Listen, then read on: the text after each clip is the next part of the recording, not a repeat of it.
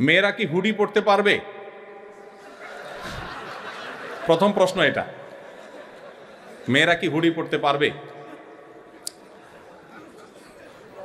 দেখুন, আল্লাহ রাব্বুল আলামিন আমাদেরকে, পুরুষ এবং নারী সবাইকে, পৃথিবীতে আল্লাহর যত সৃষ্টি আছে এই সৃষ্টিগুলো ব্যবহারের ব্যাপক সুযোগ দিয়েছে। আমরা হারাম হারাম শুনতে শুনতে অনেক সময় মনে করি, এই যে প্রশ্ন আসছে মনে, যে হুডি পরা যাবে, আবার হালাল না হারাম। আমরা অনেকে হয়তো জানি না, কোরআনে কারিমে আল্লাহ তাআলা হারামের তালিকা দিয়েছেন, হালালের কোনো তালিকা দেন নাই। হারামের তালিকা দিয়েছেন কেন? কারণ সিলেক্টিভ কয়েকটা আইটেম শুধু হারাম, আর বাকি সব হালাল। ইসলামী ফিকহের একটা গুরুত্বপূর্ণ প্রিন্সিপাল হলো, মূলনীতি হলো যে আল আসলু ফিল আশিয়াই আল ইবাহা। সৃষ্টি জগতের সবই মানুষের জন্য হালাল, সব। যেগুলো আল্লাহ তাআলা নিষেধ করেছেন শুধুমাত্র ওই আইটেমগুলো বাদে বাকি সব হালাল। হারামের তালিকা আল্লাহ কোরআনে উল্লেখ করেছেন, হুররিমা আলাইকুমুল মাইতাতু ওয়াদ-দামু ওয়া লাহমুল খিনজিরি ওয়া মা উহিল্লা লিগাইরিল্লাহ। তোমাদের জন্য রক্ত হারাম করা হয়েছে। রক্ত এটা আমাদের স্বাস্থ্যের জন্য ক্ষতিকর। মৃত প্রাণী হারাম করা হয়েছে, শূকর হারাম করা হয়েছে। এটা অবশ্য বুঝে আসে না শূকর হারাম কেন করা হয়েছে। পৃথিবীর বহু মানুষ শূকর খায়, কিন্তু তারা ভালো আছে, সমস্যা নাই, বোঝা যাচ্ছে। তাহলে কেন হারাম করেছেন? ওই যে আল্লাহ রাব্বুল আলামিনের সব টেকনোলজি আমাদের বোঝা জরুরি না। আল্লাহ তাআলার সকল নির্দেশের যথার্থতা যদি আমি বুঝেই যাই, আমার বুঝে আসলে আমি মানবো, না আসলে মানবো না, তাহলে তো আল্লাহকে মানা হলো না, আমার বিবেককে আমি অনুসরণ করা হলো। আল্লামা ইকবালের একটি চমৎকার কবিতা আমি বিভিন্ন সময় কোট করি। তিনি বলেছিলেন, जो समझ में आ गई वो फिर खुदा क्यों कर हुआ। যাকে আপনার ব্রেইনে ক্যাপচার করে ফেলতে পেরেছেন, তিনি আবার আল্লাহ কিভাবে হলেন? আল্লাহ তো তিনি যার সকল আদেশ নিষেধের যথার্থতা, যৌক্তিকতা আপনি সবগুলো উদ্ঘাটন করতে পারবেন না। কোনোটা 500 বছর পরে হবে, কোনোটা 1000 বছর পরে মানুষ আবিষ্কার করবে, কোনোটা 5000 পরে মানুষ আবিষ্কার করবে। যে এই নির্দেশ এই জন্য দেওয়া হয়েছে, এই যথার্থতা আজকে বুঝে এসছে। কোভিড-19 সময় আমরা দেখেছি নবী করিম সাল্লাল্লাহু আলাইহি সাল্লামের 1500 বছর আগে বলা ঐতিহাসিক হাদিসগুলো মনে হচ্ছিল যে আজকের এই 2021, 22, 23 এই কোভিড-19 বাস্তবতার সময়ের জন্য বোধ হয় তিনি বলেছেন। তিনি বলেছেন, কোন এলাকায় যখন মহামারী হয় তোমরা সে এলাকা থেকে বের হয়ে যাবে না, আর বাহির থেকে কেউ প্রবেশও করবে না। আমরা শাটডাউন দেখেছি, লকডাউন দেখেছি। নবী সাল্লাল্লাহু আলাইহি ওয়াসাল্লাম এই হাদিসের সাথে যদি আপনি মেলাবার চেষ্টা করেন, মনে হবে যে আজকের জন্য বোধহয় তিনি হাদিসটা বলেছেন। ওয়ারেস বলেছেন 1500 বছর আগে, 1500 বছর পরে এসে আমাদের কাছে সে দিনের আলো মতো পরিষ্কার হয়েছে। ওযু করার আগে তিনি আমাদেরকে কবজি সহ 3 বার আগে হাত ধুইতে বলেছেন। 3 বার। কেন 3 বার? একবার ধুলে তো হইতে পারত। আমরা কোভিড-19 সময় দেখেছি ডাক্তাররা আমাদেরকে বলছেন 20 সেকেন্ড ধরে ধুইতে হবে। আপনি যদি ওযুর আগে 3 বার হাত ধোন ডলে ডলে, তো দেখবেন যে আপনি 20 সেকেন্ড হয়ে গেছে হয়তোবা।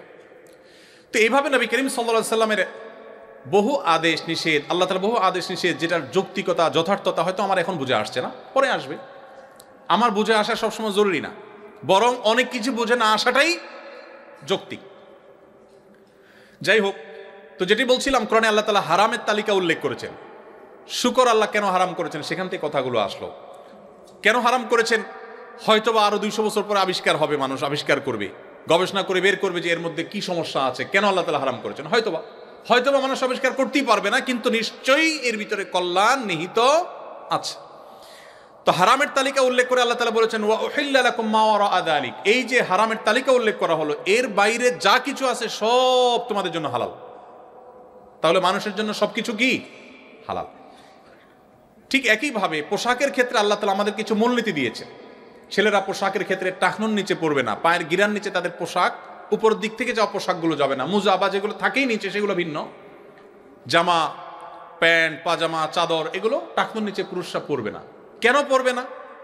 ওই আবার চলে আসে সেই প্রশ্নের উত্তর, যে আল্লাহ তাআলা কেন নিষেধ করেছেন, বা রাসূল সাল্লাল্লাহু আলাইহি ওয়াসাল্লাম কেন নিষেধ করেছেন, এর মধ্যে কি ধরনের ক্ষতি আছে, যে অন্তর্নিহিত ক্ষতিটা আমরা বুঝি না, সেটা আল্লাহ তাআলা ভালো জানেন, কিন্তু অবশ্যই তার যৌক্তিকতা বা বাস্তবতা আছে। তো পোশাকের ক্ষেত্রে এরকম 2-3টা বা মেইন কয়েকটা মূলনীতি দেওয়া আছে। এই মূলনীতিকে মেনটেন করে আপনি কি হুডি পরবেন, না চাদর পরবেন, না কানটুপি পরবেন, না মাফলার পরবেন, না রুমাল পরবেন, না কি কাঁথা পরবেন, না কম্বল পরবেন, সেটা আপনার ব্যাপার। অর্থাৎ শরীয়ত এক্ষেত্রে আপনাকে অবারিত স্বাধীনতা দিয়ে রেখেছে।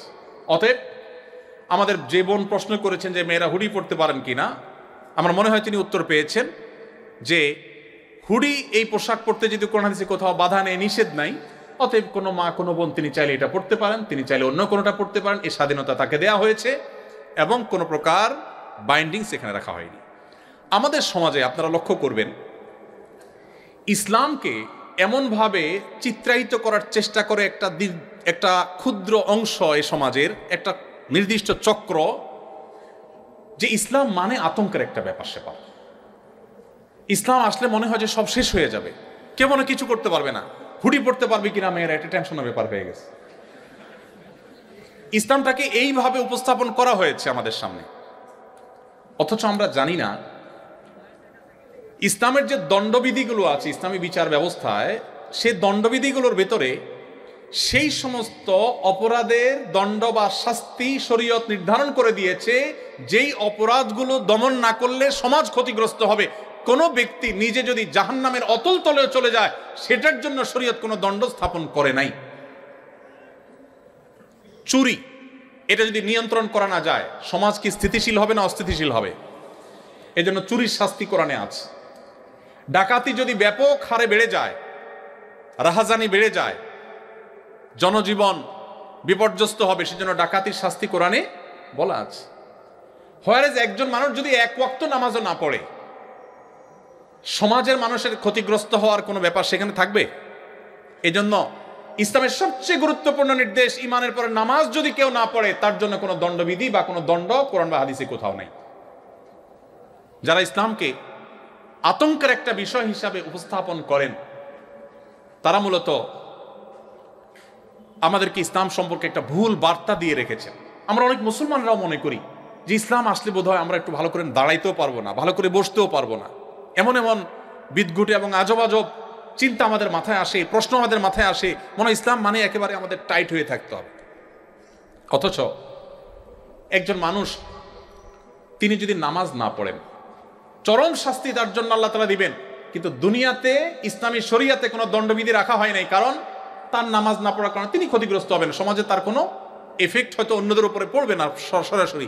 সো তার জন্য কোনো দণ্ড নাই যে নামাজ না পড়লে এত বেত্রাঘাত করতে হবে, এতদিন জেল জরিমানা হবে, কোনো দণ্ডের কথা শরীয়ত বলে দেয় নাই। এভাবে বহু এক্সাম্পল আমি দিতে পারবো, যেগুলো দিনের আলো মতো পরিষ্কার করে দিবে আপনার কাছে যে ইসলাম যে সমস্ত কঠোরতা অবলম্বন করেছে, সেগুলো মানুষের সমাজের স্থিতিশীলতার প্রয়োজনে, মানুষকে অপরাধ থেকে বাঁচাবার প্রয়োজনে। আমি শুধু একটা কথা বলে অন্য প্রশ্নে চলে যাচ্ছি, সেটা হলো এই যে আমাদের দেশে প্রচুর পরিমাণ সড়ক দুর্ঘটনা হয়, একের পর এক সড়ক দুর্ঘটনা হয়, যার যা সে বুঝে কি হারিয়েছে, কিন্তু কোনো বিহিত নাই। ইসলামী শরিয়ার বিধান অনুযায়ী যদি কারোর ভুলেও কেউ মারা যায়, একজন ড্রাইভার তার ভুল ড্রাইভিংয়ে কেউ মারা গেছে, তাহলে সেক্ষেত্রে যে ব্যক্তি মারা যাবে, নিহত হবেন, ওই ব্যক্তির পরিবারকে এই ব্যক্তি যার ভুলের কারণে মারা গেল, সে 100 ওঁটের সমমূল্য পরিশোধ করতে হবে রক্তমূল্য স্বরূপ, অর্থদণ্ড। কেন? 100 ওঁটের সমমূল্য যদি পরিশোধ করা হয়, একটা মানুষের জীবনের মূল্য 1 লক্ষ ওঁট দিয়ে হবে না, কিন্তু যাতে করে সবাই সতর্ক থাকে, কারোর যেন তেন ভুলের কারণে অন্য আরেকটা মানুষের জীবন বিপন্ন না হয়, সেজন্য ইসলাম আমাদেরকে সতর্ক করেছে, সর্বোচ্চ মানুষের জীবনের নিরাপত্তা নিশ্চিত করবার উদ্যোগ নিয়েছে। আমি জানি না পৃথিবীর কোন দেশের আইনে কি আছে, কিন্তু আমাদের দেশের আইনে অন্তত এরকম অ্যাক্সিডেন্টে মারা গেলে যাদের আত্মীয় স্বজন মারা যায়, তাদেরকে 5,000-10,000 টাকা করে অনেক সময় লাশ দাফন করার জন্য দেওয়া হয়। এটা হলো তাদের সাথে তামাশা করার নামান্তর। একটা পরিবারের উপার্জনক্ষম একদম ব্যক্তি বা যে কোনো একজন ব্যক্তি মারা যাওয়ার পর ওই পরিবার কতটা ক্ষতিগ্রস্ত হয়, এটা একমাত্র তারাই জানে যারা সাফারার হয়। আমি নিজে সৌদি আরবে যখন ছিলাম প্রবাসে, এক বাংলাদেশি ভাই মসজিদের একজন মুয়াজ্জিন ছিলেন, বৃদ্ধ মানুষ, আমার সাথে ভালো পরিচয় ছিল, অনেকদিন পরে শুনতে পারলাম যে ভদ্রলোক রোড অ্যাক্সিডেন্টে মারা গেছেন। কি হয়েছে? উনি ফজরের সময় রাস্তা ক্রস করে আসছিলেন, মসজিদে আজান দিবেন, এর মধ্যে একটা প্রাইভেট গাড়ি এসে ওনাকে আঘাত করেছে, উনি স্পট ডেড মারা গেছেন। পরে আমরা খবর নিলাম যে লোকটার কি হয়েছে। সেখানে থাকাকালীন সময় আমার ডিউটির মধ্যে একটা কাজ ছিল, মাঝে মধ্যে আমাকে কোর্টে যেতে হতো। বাংলাদেশি কোনো আসামি থাকলে তাদের মধ্যে জাজদের দোভাষী হিসাবে কাজ করার জন্য মাঝে মধ্যে আমাদের ডাক পড়তো, যেতে হতো। তো এই ভদ্রলোকের বিষয়টা আমি মনিটর করলাম এবং জানলাম যে ওই যে ইসলাম শরিয়ার নির্দেশ অনুযায়ী 100 ওটের মূল্য দিতে হবে। 100 ওটের মূল্য হিসেব করলে কত কোটি টাকা হবে আল্লাহ জানে, আমি একজাক্ট হিসাব বের করতে পারবো, তবে বিপুল পরিমাণ অর্থ। এটা ওই ব্যক্তির পরিবারের কাছে যেন পৌঁছানো হয়, সেজন্য যেই ভদ্রলোকের গাড়ি অ্যাক্সিডেন্টে মারা গেছে উনি নিজে পুলিশ ছিলেন, তাকে জেলে পোরা হলো এবং যতদিন পর্যন্ত এই টাকা পরিশোধ করতে না পারবে ততদিন পর্যন্ত জেলে থাকবেন। এত টাকা পরিশোধ করার ক্ষমতা না থাকলে নিহত ব্যক্তির পরিবারের হাতে পায়ে ধরে তাদের কাছ থেকে যদি কমায় নিতে পারে, মাফ নিতে পারে, তাহলে বের হতে পারে। এটাই ইসলামের নির্দেশ। এখন দেখুন এই যে কঠোরতা ইসলাম অবলম্বন করেছে, কেন? মানুষের জীবন নিরাপত্তার প্রয়োজন। ইসলামের বিধিবিধানের যত কঠোরতা আছে সেগুলো আমাদের কল্যাণার্থে, অন্য কিছু নয়। এই একটি বিষয় যদি আমরা আমাদের মধ্যে ধারণ করতে পারি, ইসলাম নিয়ে আমাদের যে আতঙ্ক সৃষ্টি করা হয় আমাদের সমাজে, সেটি দূর হয়ে যাবে। অনেক সময় যারা ইসলামের কথা বলি, আমরাও ইসলামকে ভুলভাবে উপস্থাপন করি, এমনভাবে উপস্থাপন করি মানুষ ভিতর সন্ত্রস্ত হয়ে আতঙ্কিত হয়, সেটি আমাদের ভুলের জায়গা। তো এই জন্য মেয়েরা শুধু হুডি পড়াই নয়, অন্য যত ক্ষেত্রে স্বাধীনতা শরীয়ত দিয়েছে সকল স্বাধীনতা তারা ভোগ করতে পারবে। এটা তাদের চয়েসের ব্যাপার। চয়েসের ব্যাপারে শরীয়ত আমাদেরকে কোনো প্রকার হস্তক্ষেপ সচরাচর করে না, আমাদের একান্ত বিশেষ কোনো সিলেক্টিভ যদি কোনো ইস্যু থাকে সেটার বিষয়ের বাইরে। পরিবার থেকে দূরে থাকার কারণে সফরে মাহরাম নিয়ে যাওয়া যায় না, এক্ষেত্রে করণীয় কি? যে সমস্ত বোনরা পড়াশোনা করেন, নিজের বাড়ি থেকে অনেক দূরে আসেন, ইসলামের শরিয়ার নির্দেশনা হলো পড়াশোনা শুধু নয়, যে কোনো কাজে আপনি যাবেন, যদি আপনি দূরে যান, সফরের দূরত্বে যান, 75 কিলোমিটার বা আরো কম, আরো বেশি পথ যদি আপনি পার হন, তাহলে সেক্ষেত্রে আপনার কোনো মাহরাম পুরুষ সাথে থাকতে হবে। কেন মাহরাম পুরুষ থাকতে হবে? এটা আপনার প্রাইভেসি রক্ষার জন্য, যাতে করে আপনি কোনোভাবে ক্ষতিগ্রস্ত না হন, আপনার নিরাপত্তার প্রয়োজনে। আপনি যদি বলেন যে না আমার নিরাপত্তা এটা প্রয়োজন নেই, তো আমি বলবো যে একজন নারীও যদি নিগৃহীত হন বা কোনোভাবে জুলুমের শিকার হন, তো শরীয়ত সেই পথটা জানে বন্ধ হয়, সেজন্য বিধান রেখেছে। বিধান মাহরাম সাথে নিয়ে আপনি যেতে পারেন। মাহরাম আপনাকে রেখে আসলো হোস্টেলে, এরপরে মাহরাম চলে আসলো, আপনি পড়াশোনা করছেন, পর্দা পুশিদার মধ্যে থেকে যদি করতে পারেন, শরীয়ত সেখানে কোনো বাদ সাধে না, আপনার জন্য সেই স্বাধীনতা শরীয়ত দিয়েছে। কিন্তু সফরের দূরত্ব যদি হয় তাহলে মাহরাম আপনার সাথে যেতে হবে, যদি না যায় তাহলে আপনি গুনাহগার হবেন। মাহরামের যে তালিকা সেটা খুব দীর্ঘ, শুধু বাবা আর ভাই না, অতএব যে কোনো মাহরাম আপনার সাথে যেতে পারেন। অবশ্য বিশেষ বিবেচনায় মহিলাদের অন্যান্য মহিলাদের সাথে যদি যায়, সেখানে নিরাপত্তার কোনো সমস্যা হলে অন্য মেয়েরা তাকে ধরতে পারবে, এরকম পরিস্থিতি তৈরি হলে ক্ষেত্র বিশেষে অনেক ওলামা ইকরাম ফতোয়া দিয়েছেন যে সেটা করা যাবে। মাহরাম নাই, অন্যান্য মেয়েদের সাথে যদি সহযাত্রী হয়ে যান, এটা স্পেশাল এবং বিশেষ বিশেষ ক্ষেত্রে। ভার্সিটির কাজের ক্ষেত্রে ছেলেদের সাথে কথা বলতেই হয় আমাদের, এ ব্যাপারে পরামর্শ দিন। আল্লাহ রাব্বুল আলামিন বলেছেন ওয়াকুলনা কাওলাম মারুফা। মেয়েরা যদি কোনো প্রয়োজনে ছেলেদের সাথে কথা বলতে হয়, সেই কথাটা হবে স্বাভাবিক এবং প্রয়োজনীয় কথা, অপ্রয়োজনীয় কথা না। ইনবক্সে গিয়ে হাই, কি খাইলা, কি করো, এসব ফাওয়া আলাপ করতে শরীয়ত নিষেধ করে। কারণ এই ফাও আলাপগুলো আমাদেরকে অনেক খারাপ পথে নিয়ে যায়। আমরা এই বিষয়ে সম্ভবত জগন্নাথ বিশ্ববিদ্যালয় সিরাজ সেমিনারে কথা বলার পর সেখানকার অ্যাক্টিং ভিসি মহোদয় বলেছিলেন যে ভাই, নিয়মিত এই ইস্যুতে আমাদের বিচার এবং দেন দরবার করা লাগে। ওই যে হাই থেকে শুরু হয়েছে, এরপরে নাই হয়ে গেছে। শুরু হয়েছে হাই থেকে, শেষ হয়েছে নাই দিয়ে। কি নাই? ক্যারিয়ার নাই হয়ে গেছে, ফ্যামিলি নাই হয়ে গেছে, বাবা মা নাই হয়ে গেছে, এমনকি মাথাও নষ্ট হয়ে গেছে। নবী করিম সাল্লাল্লাহু আলাইহি ওয়াসাল্লাম বলেছেন, একজন বুদ্ধিমান প্রচন্ড মেধাবী পুরুষের ব্রেইনকে মুহূর্তের ভিতরে ক্যাপচার করে ফেলার ক্ষমতা একজন নারীর চাইতে বেশি আল্লাহ তাআলা কাউকে দেন নাই। এটা কোনো নারীর নেগেটিভ দিক না, এটা নারীর নেগেটিভ দিক না, এটা তার পাওয়ারের জায়গা। আল্লাহ তাআলা পাওয়ার দিয়ে রেখেছেন।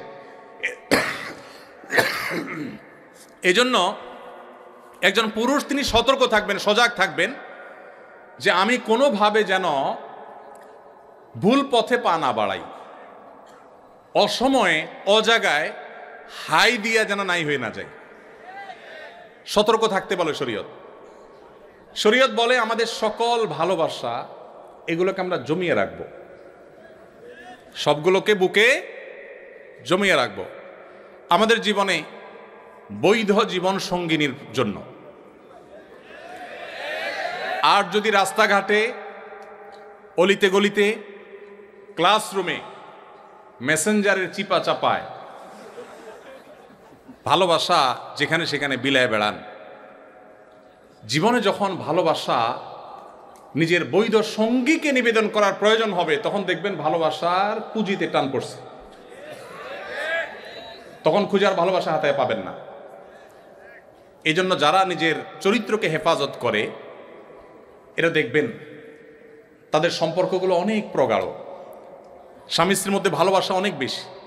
আর যারা সকাল বিকাল ভালোবাসা বিনিময়ের নামে অবৈধ সম্পর্ক আদান প্রদান করে এবং এগুলোকে প্রমোট করে, আমি কাউকে ছোট করার জন্য বলছি না, তাদের দেখবেন যত ডাকডোল পিটিয়ে বিয়ে হয় তত ডাকডোল পিটিয়ে আবার ভাঙে।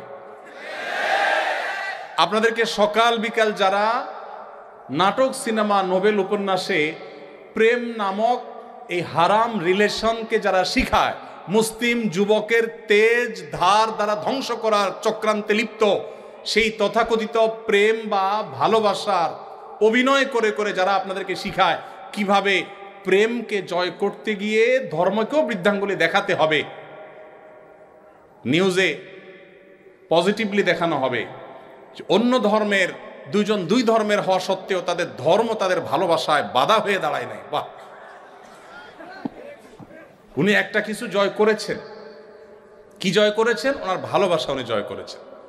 খুব পজিটিভলি দেখানো হয়, তাই না? পৃথিবীতে এত কিছু ঘটে কিন্তু উপন্যাস মানেই ঘুরে ফিরেও চিপায় ওই অবৈধ সম্পর্ক, ওই হারাম রিলেশন, ওই 2 নম্বর পথ, ওই বাবা মার অবাধ্যতার পথে নিয়ে যাওয়া, ওই ক্যারিয়ার ধ্বংস করে দেওয়া, পড়াশোনা ধ্বংস করে দেওয়া, ইমান আমল শেষ করে দেওয়া, তারুণ্য শেষ করে দেওয়া। এরা এদেশের তারুণ্যের সবচেয়ে বড় শত্রু।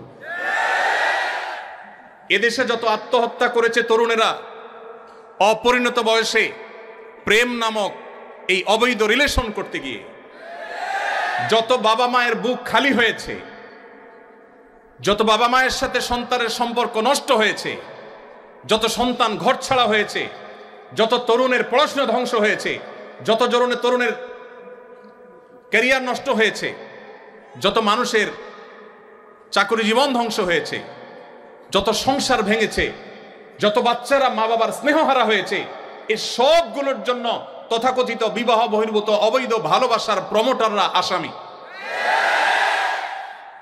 এরা কেউ এই সমস্ত অপরাধের দায় এড়াতে পারে না। এরা আপনাকে সকাল বিকাল অভিনয় করে দেখাবে কিভাবে প্রেমকে জয় করতে হয়। মা বাবার অবাধ্য হয়েও নিজের অবৈধ কাজের সঙ্গীর হাত ধরে চলে যেতে হবে, সমাজকে বৃদ্ধাঙ্গুলি দেখিয়ে, মা বাবাকে বৃদ্ধাঙ্গুলি দেখিয়ে এটাকে পজিটিভলি তারা তুলে ধরবে। হ্যাঁ, অবশেষে নাটকে, সিনেমায়, নোবেলে প্রেমের জয় হয়েছে, মা বাবা হাসছে, সবাই ফসে মাইনা নিছে। এসব যারা সারাদিন দেখায় আপনাদেরকে, মানে প্রেমের যারা প্রশিক্ষক, আপনাদের এই 2 নম্বর কাজের যারা প্রশিক্ষক, এই প্রশিক্ষক বেচারাদের দুরবস্থা হলো দেখবেন তাদের এক একজনের জীবনে 5টা, 7টা, 9টা, 10টা বিয়ে হয়েছে। যত আওয়াজ করে বিয়ে হয় তত আওয়াজ করে ভাঙে। এরা নিজেরাই তো ব্যর্থ। এরা আপনাদেরকে কি প্রেম শিখাবে? প্রেম শিখবেন মসজিদের ইমাম সাহেবের কাছে, প্রেম শিখবেন মাদ্রাসার হুজুরের কাছে। বউ ছাড়া বেচারা কিচ্ছু বুঝে না, নিজের ভালোবাসা সব উজাড় করে দিয়েছে তার বৈধ সঙ্গীর জন্য। আকাম কুকাম করে অজায়গায় কুজায়গায় ভালোবাসা বিলায় না। পশ্চিমাদের মোরালিটি শেষ হয়ে গেছে। আমি একটা কথা জোরালোভাবে বলি, জ্ঞানে বিজ্ঞানে, তথ্য প্রযুক্তিতে, অবকাঠামোতে, অন্য অনেক বিষয়ে পশ্চিমারা যদি আমাদের চাইতে 200 বছর এগিয়ে থাকে, পরিবার ব্যবস্থাপনায় আমরা তাদের চাইতে 500 বছর এগিয়ে আছি। আপনারা তাদের কাছ থেকে জ্ঞান বিজ্ঞান নেন, আমার আপত্তি নেই। আপনারা তাদের কাছ থেকে অন্যান্য ভালো দিকগুলো নেন, আমার আপত্তি নেই। কিন্তু তাদের বস্তা পচা সস্তা বিবাহ বহির্ভূত রিলেশনের এই বিষ বাষ্প যদি আপনার সমাজে আমদানি করেন, তো মনে রাখবেন আজ জাপান, কোরিয়া, ইটালি যে দেশগুলোর নাম বলছি, এর বাইরে উন্নত অনেকগুলো দেশের কথা আমি নিজে জানি। নিজ চোখে তাদের সেই দুঃসহ চিত্র দেখার দুর্ভাগ্য আমার হয়েছে। আপনি গুগল করলে, আপনি একটু অনলাইনে সার্চ করলে দেখতে পাবেন তাদের মধ্যে জেনারেশনের যে গ্যাপ তৈরি হয়েছে, তাদের মানুষ জন্মের হার কমতে কমতে এমন পর্যায়ে চলে গেছে যে রীতিমতো প্রণোদনা দেওয়া হয়। আপনারা সবাই জানেন, ওপেন সিক্রেট, সারা বিশ্বে উন্নত দেশগুলোতে বিয়ে করেছেন, একটা সন্তান হয়েছে, সরকার এত টাকা ভাতা দিবে, 2টা হয়েছে আরো বেশি, 3টা হয়েছে আরো বেশি। যারা একসময় জন্ম নিয়ন্ত্রণ করার জন্য সকাল বিকাল আমাদেরকে সবক শিখাইতো, তারা এখন জন্মের হার বাড়াবার জন্য টাকা পয়সা দিয়েও বাড়াতে পারছে না। আমার দেশের ভার্সিটির স্টুডেন্টরা, মেধাবী ছেলেরা এম্বাসিগুলোতে দাঁড়ালেই পটাপট ভিসা দিয়ে দিচ্ছে। হোয়ারেজ আপনার আমার মতো অনেক মানুষ দাঁড়ালে ভিসা দিচ্ছে না, রিজেক্ট করে দিচ্ছে। কেন ভিসা দিচ্ছে? কারণ ওদের তো মানুষ নাই, ওদের মানুষ দরকার, দেশ চালানোর জন্য মানুষ নাই। তাদের বিবাহ বহির্ভূত সম্পর্ক, হারাম রিলেশন, আল্লাহর যে সিস্টেম সেটাকে পরিবর্তন করার প্রবণতা এবং টেন্ডেন্সি তাদেরকে এমন একটা জায়গায় নিয়ে দাঁড় করিয়ে দিয়েছে যে তাদের দেশে এখন মানুষ নাই। মানুষের জন্মের হার কমতে কমতে এমন পর্যায়ে চলে গেছে, একটা দেশ চালাবার জন্য যে মানুষগুলো দরকার সেগুলো পর্যন্ত বাহির থেকে হায়ার করে আনতে হয়। তারা রিফিউজিদেরকে ওয়েলকাম করে। সেটা যতটা না মানবিক কারণে, তার চাইতে বেশি হলো তাদের দেশে যে জনবলের সংকট আছে সেটিকে সমাধান করবার জন্য। মুসলমানের সন্তান, সেই সংস্কৃতি যদি আপনি আপনার দেশে আমদানি করেন, আপনার জীবনে আমদানি করেন, আপনার সমাজ শেষ হয়ে যাবে, পরিবার ধ্বংস হয়ে যাবে। ডক্টর খন্দকার আব্দুল্লাহ জাহাঙ্গীর রহমাল্লাহর একটি চমৎকার কথা আছে। স্যার বলতেন, ইসলামী দণ্ডবিধিতে সবচেয়ে করুণ, সবচেয়ে কঠিন শাস্তির কথা বলা হয়েছে কোনো বিবাহিত দম্পতি তারা যদি পরস্পরের মধ্যে হারাম রিলেশনের মধ্যে জড়িয়ে যায়, জেনা করে, সবচেয়ে কঠিন এবং নির্মম শাস্তির কথা বলা হয়েছে। But why? কেন এই নির্মম শাস্তির কথা বলা হয়েছে?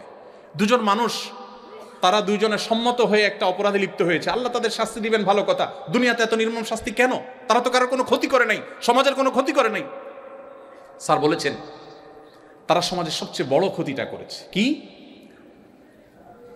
এই টেন্ডেন্সি যদি ডেভেলপ হয় একটা সমাজে, কি হতে পারে? মানব সভ্যতা হারিয়ে যেতে পারে ওই সমাজ থেকে বা পৃথিবী থেকে। মানুষের মধ্যে সন্তান জন্ম দেওয়ার যে স্বাভাবিক টেন্ডেন্সি, এটা যদি একবার চলে যায়, এটা নতুন করে সৃষ্টি করা কঠিন। পশ্চিমাদের চাইতে কেউ এই সকরুণ পরিস্থিতি ভালো করে উপলব্ধি করতে পারছে না আজ।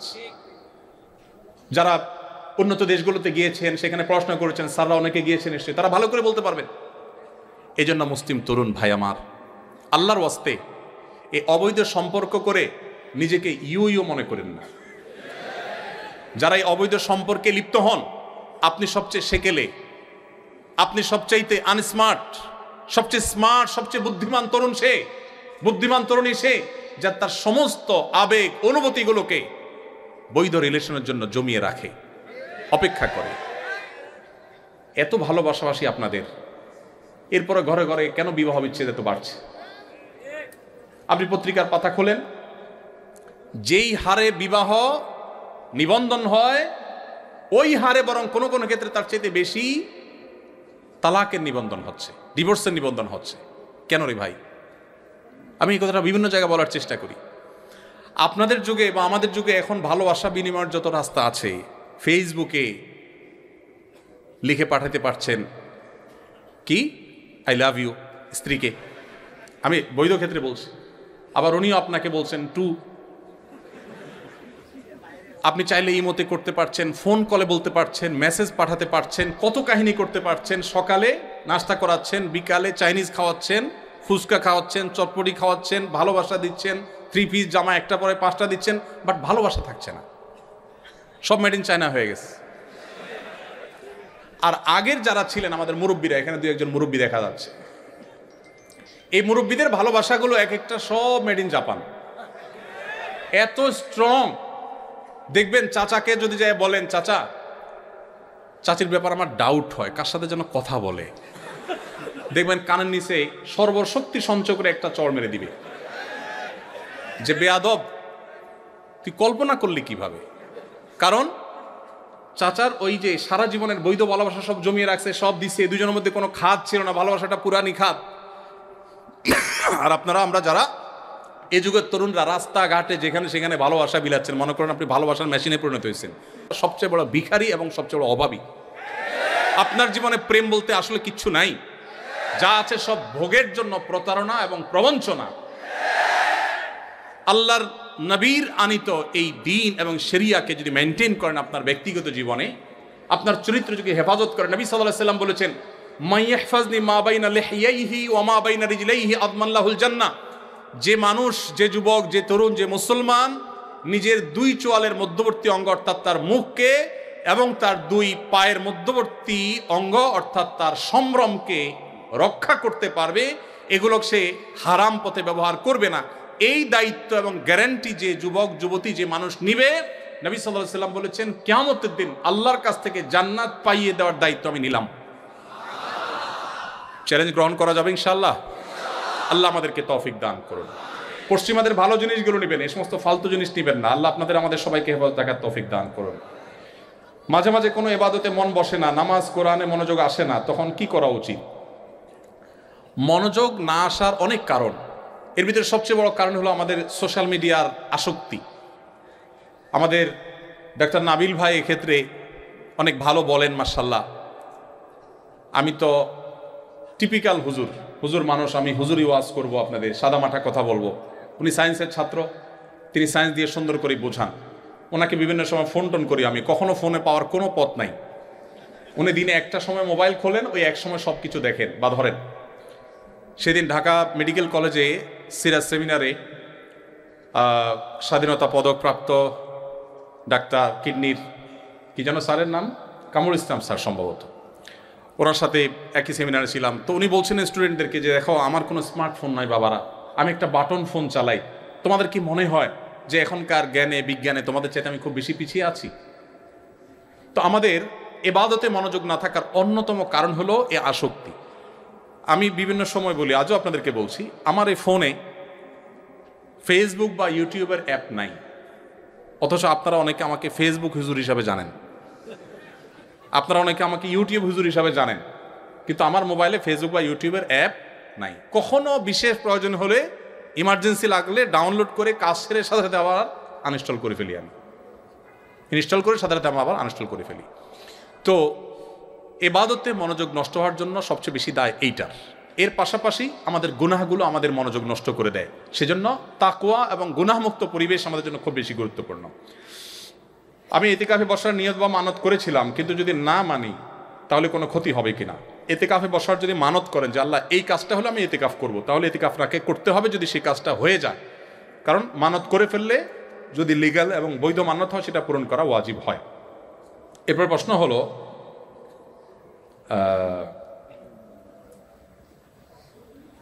আমাদের বংশের অনেকে সুদ খায়, ওনারা যখন দাওয়াত দেয় খুব দরকার পড়ে, তখন তাদের সাহায্য নেওয়া যাবে কিনা? যদি কেউ সুদের কারবারে জড়িত হয় আপনার বংশের, সেক্ষেত্রে অ্যাজ এ মানুষ বা অ্যাজ এ মুসলমান তার সাথে আপনার কোঅপারেশন করতে, সহযোগিতা করতে আল্লাহ তাআলা বাধা দেন না। তবে তার হারাম উপার্জন আপনি ভোগ করবেন না, সে ব্যাপারে আপনি সতর্ক থাকবেন। অন্য উপার্জন থেকে পারলে আপনি বেনিফিটেড হতে পারেন, বাকি তার সাথে আপনার কোঅপারেশন বা অন্য সাধারণ সহযোগিতা থাকতেই পারে। এরপরের প্রশ্ন হলো, আমার কাকির উপর হঠাৎ করে জিনে আসর করে, আর আমাদের পরিবারের সবাই সুন্দরভাবে আপ্যায়ন করে, পরিবারের সবাই যার যার প্রবলেমের জন্য পরামর্শ চায়, আমার কাকিও সবাইকে পরামর্শ দেন, পানি পড়া দেন। ইসলামের দৃষ্টিতে এগুলো বৈধ কিনা পরামর্শ চাচ্ছি। জিনে ধরা রোগী, বেশিরভাগ ক্ষেত্রে রোগী ধরার পরে জিন ওই রোগী নিজে ডাক্তার হয়ে যায়, এটা গ্রামাঞ্চলে খুব বেশি প্রচলিত আছে। দেখুন, লম্বা কথা বলার সুযোগ নেই, অনেক রাত হয়েছে, শুধু এটুকু বলি, আপনারা সায়েন্সের মানুষ সবাই, জিনের অস্তিত্বকে বিজ্ঞান আমি যতটুকু জানি যে স্বীকার করে না। শুধু এই একটি বিষয় যদি আপনি নির্মোহভাবে নিরপেক্ষভাবে সত্যানুসন্ধানের দৃষ্টিতে আপনি যদি জিনের অস্তিত্ব আঁচ করতে চেষ্টা করেন, আপনার ইমানদার হওয়ার জন্য একটা জিনিসই যথেষ্ট, আর কিছু লাগবে না, যে জিনের অস্তিত্ব আছে না নেই। যে সমস্ত মানুষের উপরে জিনের প্রভাব পড়ে এবং নানাভাবে তারা এফেক্টেড হয়, সে মানুষগুলোকে খুব কাছে থেকে যদি দেখার সুযোগ, আমার জীবনে বহুবার দেখার সুযোগ হয়েছে, আপনার ইমানের মিটার তরতর করে বেড়ে যাবে। কিভাবে কোরআনে কারিমের তেলাওয়াত তাদের ট্রিটমেন্টের কাজ করে, জাস্ট গুলি যেরকম কাজ করে এরকম কিভাবে কাজ করে আপনি দেখার পর আপনার ইমান বেড়ে যাবে ইনশাআল্লাহ। কিন্তু এখানে অন্য একটা কাহিনী হলো, মানসিক রোগীকে জিনের রোগী বানায়া ব্যবসা করার একটা প্রবণতা, টেন্ডেন্সি আছে। সাধারণ রোগীকে জিনের রোগী বানানো, সুস্থ মানুষকে জিনের রোগী বানানোর টেন্ডেন্সিও আছে। এই কবিরাজের ব্যবসা করা মানুষজন যারা আছে, তাদের কাছে যদি আপনার 50 বছর আগে মারা যাওয়া দাদা সম্পর্কে জিজ্ঞাসা করেন যে ওনাকে একটু দেখেন তো, তারা অনেক সময় গায়েবীভাবে দেখে এর জিনে ধরছে কিনা, জাদু করছে কিনা, তো বলবে যে হায় হায় শেষ করে ফেলছে, আর কিছুদিন হলে সে মারা যাবে, পরে সে 50 বছর আগে মারা গেছে। তো এরকম বাটপারি চিটারির কারণে আমরা অনেকে বিষয়টাকে গুলিয়ে ফেলেছি। জিনে মানুষকে ক্ষতিগ্রস্ত করতে পারে, প্রভাব সৃষ্টি হয়, এটা অস্বীকার করবার কোনো উপায় নেই। যে কোনো এক মেডিকেল কলেজের একজন প্রিন্সিপাল, স্বনামধন্য ব্যক্তি, তিনি আমার অফিসে এসেছিলেন এই ইস্যুতে, লম্বা চড়া কথা হয়েছে, তিনি তার এক্সপিরিয়েন্সের কথা জানালেন, আমার ইমান আরও বেড়ে গেল। আমি সেদিকে আর যাচ্ছি না, শুধু এটুকু বলি যে আমরা অনেকেই এ বিষয়ে এখনও ধোঁয়াশার মধ্যে আছি। কোরআন কারিমে সূরা জিনে আল্লাহ তাআলা বিস্তারিত উল্লেখ করেছেন, জিন আমাদের দ্বারা ছোঁয়ার বাইরে, আমরা স্পর্শ করতে পারি না, দেখতে পাই না, কিন্তু আল্লাহর সৃষ্টি আছে। সায়েন্স বিজ্ঞান হয়তো 100 বছর পরে স্বীকার করবে, 200 বছর হয়তো আবিষ্কার করবে, হয়তো করবে না, কিন্তু আল্লাহ যা বলেছেন সেটি শুধুমাত্র সত্য নয়, বরং আপনি অনুভব করতে পারেন এমন সত্য, শুধু একটু চোখ কান খুললেই হবে। বাট এই যে যেমনে সেমনে জিনের ট্রিটমেন্ট করা, এগুলা শরিয়া সিদ্ধ কোনো পদ্ধতি নয়। কোরআন কারীমের আয়াত পড়ে, আপনার চাচি কি পড়েন কি করেন আমি জানি না, সেজন্য আমি এখানে জাজমেন্টাল কমেন্টে গেলাম না। তবে অনেকে জিনে ধরা রোগী জিন থেকে বিভিন্ন পলিসি নিয়ে সেগুলো অ্যাপ্লাই করে ট্রিটমেন্ট করেন। জিন থেকে এভাবে সরাসরি সহযোগিতা নিয়ে ট্রিটমেন্ট করা শরীয়তে জায়েজ নাই। জায়েজ হবে কোরআন আয়াত পড়ে আপনি ফু দিবেন, ট্রিটমেন্ট করবেন, রুকিয়া শারঈয়া যেটাকে বলা হয়, এটা আপনি করতে পারেন। এ সম্পর্কে ডিটেল আপনি অনেক বই পুস্তক আছে, পড়লে পাবেন।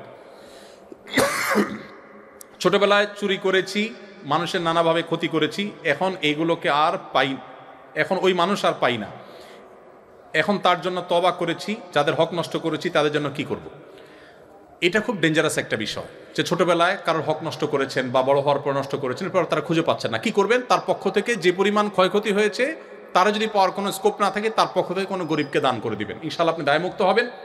তবে যদি কারোর সম্মানহানি করেন, ফিজিক্যালি কাউকে অ্যাটাক করে থাকেন, আপনারা ছাত্র মানুষ, রক্ত গরম থাকে, জেনজি প্রজন্মের মানুষ, রিক্সাওয়ালার সাথে চুন থেকে নুন খসছে, দিছেন কষায় একটা, মাস্তানি করে বসলেন, বেচারা অপরাধটা ছিল 100 ওজনের, আপনার শাস্তি হয়েছে 200 ওজনের। কিয়ামতের দিন এই লোক দাঁড়ায় যাবে আল্লাহর কাছে, আপনাকে আসামি হিসাবে দাঁড় করানো হবে, আপনার বিচার হবে। দুনিয়াতে এই লোককে আপনি আর হয়তো কোনোদিন খুঁজে পাবেন না, এটা খুব ডেঞ্জারাস। এই জন্য নবী সাল্লাল্লাহু আলাইহি ওয়াসাল্লাম বলেছেন, তোমাদেরকে কি আমি বলে দিব না সবচেয়ে বড় ভিখারিকে? সাহাবীরা বলছেন, ভিখারি তো আমরা মনে করি যার টাকা পয়সা নাই। নবী বলেছেন, না, টাকা পয়সা আজকে নাই কালকে আসবে, এটা চূড়ান্ত ভিখারি না। চূড়ান্ত ভিখারি হলো যে নামাজ পড়েছে, রোজা রেখেছে, দাড়ি রেখেছে, টুপি রেখেছে, ওয়াজ করেছে, ওয়াজ শুনেছে, কোরআন তেলাওয়াত করেছে, হজমরা করেছে, দান সাদাকা করেছে, মানুষের সেবা করেছে, বাট কোনো মানুষের অধিকার নষ্ট করেছে, কিয়ামতের দিন সেই পাওনাদাররা সব উপস্থিত হয়ে যাবে। সেদিন তো আর মানুষ ক্যাশ টাকা নিবে না, তার আমল বিনিময় হিসাবে নিতে নিতে নিঃস্ব হয়ে সে জাহান্নামে নিক্ষিপ্ত হবে। এই জন্য ভাইরা, তারুণ্যের এই চঞ্চলতা যেন আপনাকে অপরাধ, বিশেষ করে মানুষের প্রতি অন্যায় করতে কখনো প্ররোচিত না করে। আপনি নেকামল করতে পারেন আর না পারেন, আপনি ওয়াজ শুনতে পারেন আর না পারেন, আপনি জিকির আজকার করতে পারেন আর না পারেন, নফল নামাজ পড়তে পারেন আর না পারেন, দান সাদাকা করতে পারেন আর না পারেন, হজমরা করতে পারেন আর না পারেন, আল্লাহর হস্তে কোনো মানুষের অধিকার নষ্ট বা খর্ব করবেন না। এই চেতনা যদি আপনার ভিতরে ধরে রাখতে পারেন, জান্নাতের পথ ইনশাআল্লাহ সুগম এবং সহজ। আমরা সালাত আদায় করার সময় যে সূরা পড়ি, সেখানে কি প্রতি রাকাতে কোরআন শরীফের ক্রমানুসারে সূরা পড়তে হবে? যদি তাই হয়, তবে এশার নামাজ, বিতির নামাজে কোন সূরা পাঠ করা উত্তম হবে? জি, ক্রমানুসার মেনটেন করা এটা সুন্নাত। এবং এশা হোক আর বিতির হোক, আপনি ডান দিক থেকে বাম দিকে, অর্থাৎ উপর থেকে নিচে, আলাম তারা, লিলাফে, আরাইতাল্লাদি, এভাবে আস্তে আস্তে নিচের দিকে যাবেন, উল্টা যাবেন না। যদি কখনো প্রথম রাকাতে শেষ সূরা পড়ে বসেন, সূরা নাস পড়ে বসছেন প্রথম রাকাত, তাহলে এবার এরপরও তো আর সূরা নাই, তখন কি করবেন? অ্যাক্সিডেন্টলি এরকম যদি করেন নামাজ হয়ে যাবে, কোনো অসুবিধা নেই। ইচ্ছাকৃত এরকম করাটা মাকরু, অনিচ্ছাকৃতভাবে হয়ে গেলে কোনো অসুবিধা নেই। আপনি দ্বিতীয় রাকাতে সূরায়ে ইখলাস বা সূরায়ে ফালাক পড়লে কোনো অসুবিধা নেই, নামাজ হয়ে যাবে। মেয়েদের দাদা সুদের টাকা লেনদেন করে, কিন্তু মেয়ের বাবা এটার সাথে জড়িত না, তারা একই বাড়িতে বসবাস করে, কিন্তু তাদের সংসার আলাদা। এমত অবস্থা ওই বাড়িতে কি বিবাহ বন্ধনে আবদ্ধ হওয়া যাবে? বেশিরভাগই বিবাহ সংক্রান্ত প্রশ্ন এখানে দেখলাম। স্বাভাবিক, বেশিরভাগই আপনারা অবিবাহিত, বিয়ের প্রশ্নই করবে, এটাই স্বাভাবিক, আলহামদুলিল্লাহ। তবে ইসলাম একজনের অপরাধকে আরেকজনের উপরে চাপায় না। মেয়ের দাদা সুদের কারবার করছে, তো তার দায় মেয়ের দাদা, মেয়ের বাবা সুদের কারবার করে নাই, সো এটা মেয়ের বাবার উপরে বর্তাবে না। আপনি নিশ্চিন্তে আপনার এই শ্বশুরের মেয়ে বিয়ে করতে পারেন। এরপরের প্রশ্ন হলো, আমি এটা সংক্ষেপে যাই কয়েকটা। আমার পরিবার আর্থিকভাবে অসচ্ছল, তারা আমার দিকে তাকায় আছে, আমি কি এখন নিজের জীবন সুন্দর করার জন্য আরো পড়াশোনা করব, নাকি তাদের আর্থিক সাপোর্ট দেওয়ার জন্য চাকরি করব? আমি অনেক ডিপ্রেশনে আছি হুজুর। যে ভাই প্রশ্নটি করেছেন তাকে বলতে চাই, এটা আসলে ভ্যারি করবে পরিবারের অবস্থার উপরে। যদি এমন হয় যে আপনি একমাত্র ব্যক্তি যে পরিবারের এফোর্ট দেওয়ার মতো ফিনান্সিয়াল, এবং আপনি যদি উপার্জন না করেন তাহলে পরিবার না খেয়ে মারা যাবে, দুঃসহ দিনাতিপাত করবে, বাবা মার মানবেতর কষ্ট হবে, তাহলে আপনার জন্য ইসলামী শরিয়াত দৃষ্টিকোণে আপনার পড়াশোনা করে কেরিয়ার বিল্ড আপ করার চাইতে উপার্জন করে তাদের জীবন রক্ষা করা বেশি গুরুত্বপূর্ণ। এটা হলো যদি এই পর্যায়ে হয়। যদি ব্যাপারটা এরকম হয় যে না, তারা মোটামুটি জীবন ধারণ করতে পারছে, আমি বরং পড়াশোনা করলে তাদেরই আরো ভালো করে জীবন যাপন করার সুযোগ আসবে, তাহলে আপনি পড়াশোনা কন্টিনিউ করাটাই বেশি গুরুত্বপূর্ণ হবে। এটা ভ্যারি করবে। এই জন্য সবচেয়ে ভালো হয় আপনি ভালো দক্ষ কোনো আলেমের কাছে আপনার পুরো অবস্থা বর্ণনা করে তারপর আপনি সমাধান নেবেন। তবে এক্ষেত্রে পড়াশোনা ছেড়ে দেওয়া এটা কোনো আবশ্যক বা জরুরি না। পড়াশোনা কন্টিনিউ করেও আপনি তাদের একান্ত প্রয়োজনীয় ভরণ পোষণ, জানাহা নয়, জীবন ধারণ করার জন্য সেটা ব্যবস্থা করতে পারেন। আমি যখন বাংলাদেশের সবচেয়ে বড় মাদ্রাসা হাটাজারি মাদ্রাসার ছাত্র, তখন আমার বাবার জীবনে একটা বিপদ নেমে আসে। তিনি ব্যবসা করতেন, হঠাৎ করে এমনভাবে একটি আঘাত পেয়েছেন ব্যবসায়িকভাবে যে একবার নিঃস্ব হয়ে গেছে, বহু টাকা দেনা হয়ে গেছে, এবং এতটা ডিপ্রেসড হয়ে গেছেন তিনি কোনো কাজ করতে পারছিলেন না। আমি তখন ছোট মানুষ ছিলাম, অনেক বেশি বুঝতাম যে তা না, আল্লাহ তাআলা কমন সেন্স দিয়েছেন, সেটা দিয়ে আমি চিন্তা করলাম সবাই হাটহাজারি মাদ্রাসা ভর্তি হওয়ার জন্য স্ট্রাগল করে, বড় মাদ্রাসা ভর্তি হওয়ার জন্য চেষ্টা করে, আমি অলরেডি সেখানে অ্যাডমিট আছি, ভর্তি আছি। আমি তখন সিদ্ধান্ত চেঞ্জ করে সেই মাদ্রাসা ছেড়ে যশোরের একটা মফস্বলের মাদ্রাসায়, অর্থাৎ জেলা পর্যায়ে একটা মাদ্রাসা দরনে মাসায় গিয়ে ভর্তি হলাম, যেটা সাধারণত কেউ করবে না, সেটা করলাম। অর্থাৎ ঢাকা ইউনিভার্সিটি ছেড়ে জেলা পর্যায়ের কোনো একটা কলেজে যা ভর্তি হলাম, এরকম একটা পর্যায়ে ভর্তি হয়ে যশোর যুব প্রশিক্ষণ কেন্দ্র এখনো আছে, সেখানে আমি ইমামতির দায়িত্ব নিলাম। 600 টাকা মাসে বেতন আমার। এই টাকা প্রতি মাসে বাবার হাতে তুলে দিতাম। একটা বাইসাইকেল সেখানকার একজন সিনিয়র ইনস্ট্রাক্টর ছিলেন জামালপুরের, তিনি আমাকে কিনে দিলেন মাদ্রাসা আসা যাওয়ার জন্য। ওখানে 5 ওয়াক্ত ইমামতি করি, মানুষকে কোরআন শরীফ পড়াই, এবং এর মধ্য দিয়ে আমি আমার পড়াশোনা চালাই। আবার মাঝে বাবার সংসার চলার জন্য মাসে 600 টাকা দিই। আমার মনে পড়ে 4 বছর আমি ইমামতি করেছি, এই 4 বছরে 48 মাসে কখনো 600 থেকে 6 টাকা আমি কেটে রাখি নাই। 600 টাকার সম্পূর্ণটুকু বাবার সংসারে দিয়েছি। এই 600 টাকা পরিপূর্ণ বাবার হাতে তুলে দিয়ে বাবাকে হেল্প করার চেষ্টা করেছি। আমার 600 টাকা তার হয়তো একটু উপকার হইলেও হবে, সেই জায়গা থেকে আমি চেষ্টা করেছি। আমি নিজে কখনো শখ করে কোনো কিছুই করি নাই, 6 টাকাও কখনো রাখিনি। নিজের একান্ত কিছু প্রয়োজন হলে সেটা বাবার কাছে আলাদা চেয়ে নিয়েছি, ভিন্ন বিষয়। এভাবে করে আমি আমার 4টি বছর কাটিয়েছি, এবং কয়েক কিলোমিটার বাইসাইকেল চালিয়ে প্রতিদিন ক্লাস করা, ক্লাস পরবর্তী কোচিং টাইপ যে মাদ্রাসায় তাকরার হয়ে থাকে সেটা করা, সব করতাম। ইমামতি 5 ওয়াক্ত করা, কোরআন শরীফ পড়ানো, সব একসাথে অ্যাট এ টাইম কন্টিনিউ করতাম। আলহামদুলিল্লাহ, এই সকল চাপ নেওয়া সত্ত্বেও সারা দেশে মাদ্রাসা শিক্ষা বোর্ডের অধীনে 10 stand, 3rd stand, 2nd stand এবং ফার্স্ট, এই সবগুলোর গৌরব এক একটা ক্লাসে আল্লাহ তাআলা আমাকে অর্জন করার তৌফিক দিয়েছেন। রিলেশন ছিল এবং বেহায়াপনায় লিপ্ত ছিল। এসব মেয়েদের বিয়ে করার বিধান কি, এসব শোনার এসব শোনার পরিবার থেকে এসব মেয়েদের কোনো মেনে নিতে চাচ্ছেন না। দেখুন, যদি কেউ কারোর জীবনে ভুল পথে থাকেন এবং তিনি সেখান থেকে ফিরে আসেন, ছেলে হোক মেয়ে হোক, যে কারোর জীবনে এরকম বিপদগামিতার পথে যাওয়ার রেকর্ড থাকতে পারে, তিনি যদি ফিরে আসেন, মন থেকে যদি তিনি ফিরে আসেন, ইসলামী শরিয়ার দৃষ্টিকোণ থেকে তাকে বিবাহ করতে কোনো বাধা নেই, তিনি যদি নিজেকে পরিবর্তন করেন। কারণ আত্তাইবু মিনাজ যামবি কামাল্লা যামবাল্লাহ, নবী সাল্লাল্লাহু আলাইহি ওয়াসাল্লাম বলেছেন, কেউ অপরাধ করার পর যদি ফিরে আসেন আর তিনি যাবেন না, অনুতপ্ত হয়ে নিজেকে ভৎসনা করেন, তাহলে তার অপরাধ যেন নাই হয়ে যায়, আল্লাহ তাআলা মাফ করে দেন। সো সেটাকে আপনি ক্ষমা করে আপনি যদি তাকে বিবাহ করেন, তাহলে সেটা আপনার জন্য হালাল। কোনোভাবে তার পেছনের সেই অপরাধ কর্মকে তুলে খুঁচিয়ে খুঁচিয়ে তাকে কষ্ট দেওয়া, এটা আপনার জন্য উচিত হবে না। বিবাহের আগে হারাম সম্পর্ক ছিল কিনা অনেকে খুঁটিয়ে খুঁটিয়ে এগুলো জিজ্ঞাসা করেন। ইসলামের নির্দেশনা হলো যে কোনো অপরাধ করার পর সেটা বলে বেড়ানো বা প্রকাশ করাটা আরেকটা অপরাধ। এটাকে প্রকাশ করার ভিতরে কোনো ব্যাটাগিরি নেই। আল্লাহর কাছে বলে চোখের পানি ফেলে মাপ চাইতে হয়, মানুষের কাছে এটা বলার ভিতরে কোনো কল্যাণ নেই। তবে এর মানে এই না যে আরেকজনকে প্রতারিত করার কথা বলা হচ্ছে। যদি হয়ে যায়, অনুতপ্ত হয়ে মাপ চাইতে হবে এবং এদেরকে বিবাহ করা শরীয়তে নাজায়েজ নয়। তবে হ্যাঁ, আপনি যদি মনে করেন যে আমি পবিত্র মানুষকে জীবনসঙ্গী হিসেবে ধারণ করবো, সেটা অবশ্যই আপনার গুড চয়েস, সেটা আপনার ভালো রুচির ব্যাপার, সেটা আপনি করতে পারেন। কিন্তু এরকম মানুষকে বিবাহ করতে শরীয়ত দৃষ্টিকোণ থেকে কোনো নিষেধাজ্ঞা নেই। প্লিজ আমার প্রশ্নটা নেবেন দয়া করে। আমার সাথে একজনের সম্পর্ক ছিল 7 বছর, সে বিয়ে করে, সব সম্পর্কের প্রশ্ন দেখা যাচ্ছে, 7 বছর সে বিয়ে করে নিয়েছে আমাকে না জানায়। আমার সাথে তার তেমন কোনো ঘনিষ্ঠ সম্পর্ক ছিল না, আমি মাফ চাইছি, তাও নিজে আমার বারবার তার কথা মনে আসে। আমি মুভ অন করতে পারছি না কোনোভাবেই, পড়াশোনাও হচ্ছে না আমি আমার লাইফ ঠিক করব কিভাবে, মেন্টালি সিক হয়ে যাচ্ছি।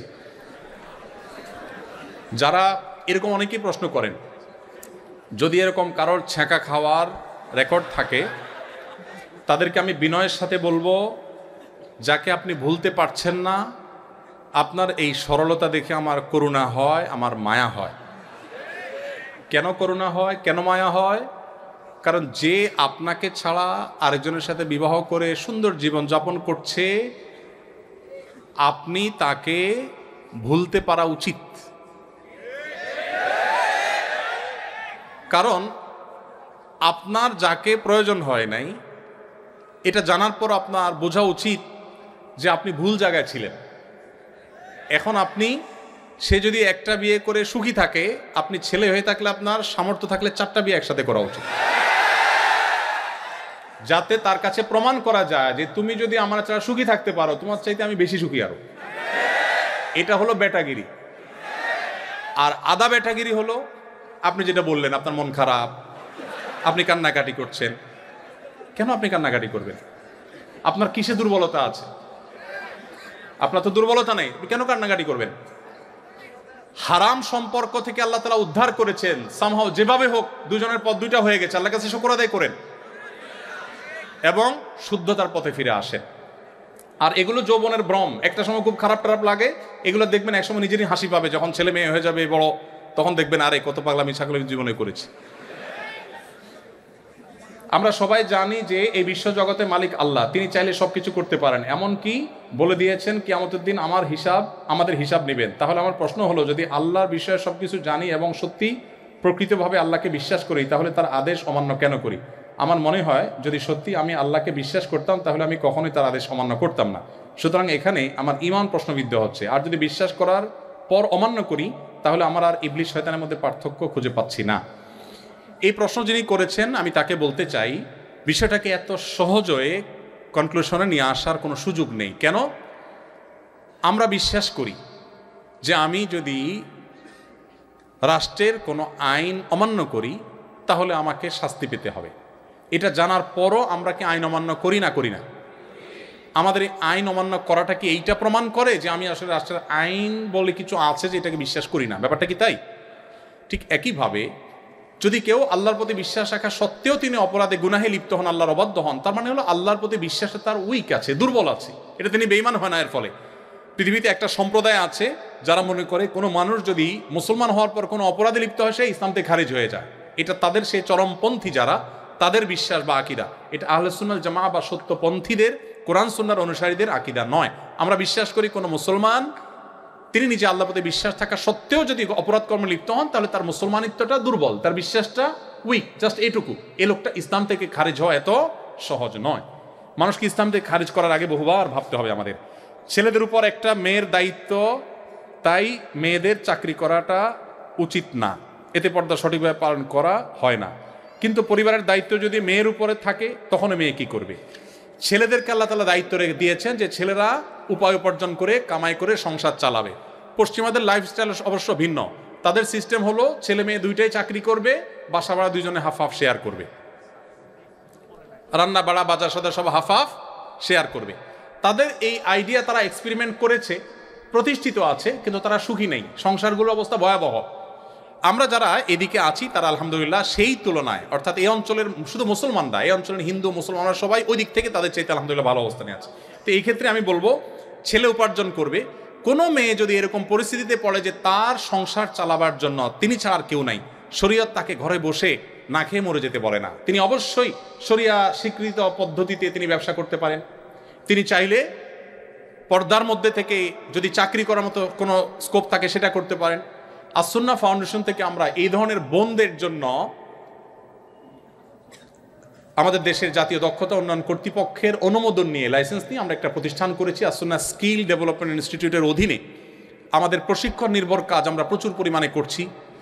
তার আওতায় আমরা এই ধরনের মেয়েদের যারা অসহায়, তাদের জন্য আমরা স্মার্ট টেইলারিংয়ের কোর্সের ব্যবস্থা করেছি। 3 মাস সম্পূর্ণ আবাসিক কোর্স এবং 80% পর্যন্ত আমরা স্কলারশিপ দিয়ে থাকি। কারোর যদি কোনো টাকা পয়সা না থাকে, তাদেরকে আমরা বাকি টাকাটা পকেট থেকে দিয়ে হলেও 100% স্কলারশিপ দিয়ে থাকি।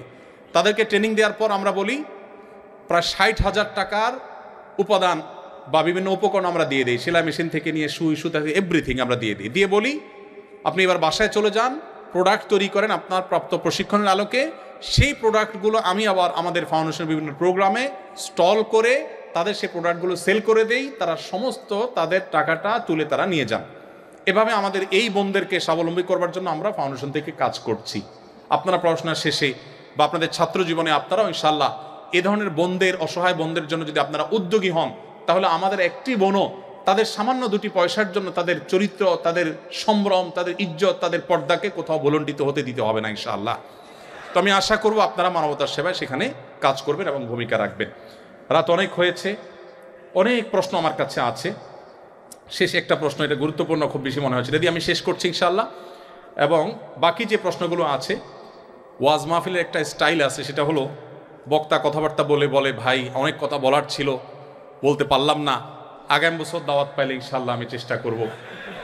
তো আমি সেই স্টাইলে মাননীয় উপাচার্য মহোদয় এবং অন্যান্য আমার বড় ভাই এবং পিতৃতুল্য শিক্ষকবৃন্দকে বলতে চাই, আবারও আপনারা দাওয়াত দিলে ইনশাআল্লাহ বাকি প্রশ্নের উত্তর দেবো ইনশাআল্লাহ। তবে আজকে শেষ প্রশ্নের উত্তর দিচ্ছি, কোনো মুসলমানের সন্তান র্যাগ ডে পালন করতে পারবে কি না? এই অপসংস্কৃতি থেকে যুব সমাজকে মুক্ত করতে করণীয় কি? দেখুন, র্যাগ ডে, র্যাগ শব্দের অর্থ আমি যতটুকু জানি, শব্দের অর্থ হৈহুল্লোড় এবং লম্পঝম্প, এই টাইপের কার্যক্রম বা এই টাইপের আচরণ, এ হৈহুল্লোড় করা, এটা র্যাগ শব্দের অর্থ আমি যতটুকু জানি। যদিও র্যাগ শব্দের একটা ব্যাখ্যা আরো বড় আছে, রেইজ অ্যান্ড গিভ, এবং আরো বিভিন্ন রকমের ব্যাখ্যা আছে। আফ্রিকাতে যতটুকু জানি শুরু হয়েছে, পশ্চিমা পৃথিবীর একটা রূপ ছিল যে স্টুডেন্টরা একটা দিন ফান্ড রাইজ করে তারা কোনো একটা দাতব্য প্রতিষ্ঠানকে দেয় বা কোনো একটা সেবামূলক কাজের উদ্যোগ নেয়। এটুকু পর্যন্ত প্রশংসনীয় ছিল। আমাদের দেশে র্যাগ ডের যে রূপ সেটি আমরা সবাই জানি। এখানে উল্টো হয়, র্যাগ ডে উপলক্ষে যে চাঁদা ধরা হয় সেটা অনেক অসহায়, অনেক দুস্থ, অনেক গরিব ফ্যামিলির স্টুডেন্টদেরকেও বহন করতে বাধ্য করা হয়। র্যাগ ডে উপলক্ষে সাদা পোশাক আশাক পরে সেখানে যা তা লিখে, সেখানে নোংরা অশ্লীল কথাবার্তা লিখে তাদের চরিত্রকে ধ্বংস করবার যে মহড়া, যে প্রশিক্ষণ সেটা হাতে কলমে র্যাগ ডে থেকে নেওয়া হয়ে থাকে। ঠিক একইভাবে ছেলে মেয়েদের অবাধ মেলামেশার মধ্য দিয়ে উচ্ছৃঙ্খলতার সূচনা হয় এখান থেকে। আমরা যে মাদকের বিরুদ্ধে আজ কথা বলছি, এই মাদকের দিকেও মানুষ এই উচ্ছৃঙ্খল লাইফস্টাইল থেকে একটা পর্যায়ে চলে যায়। বিজাতীয় এই সংস্কৃতি যেটি ব্যভিচারকে প্রমোট করে, যেটি অশ্লীলতাকে প্রমোট করে, নোংরা রুচিকে প্রকাশ করে, উচ্ছৃঙ্খলতাকে উস্কে দেয়, সেটি কোনো সভ্য সমাজের কালচার হতে পারে না।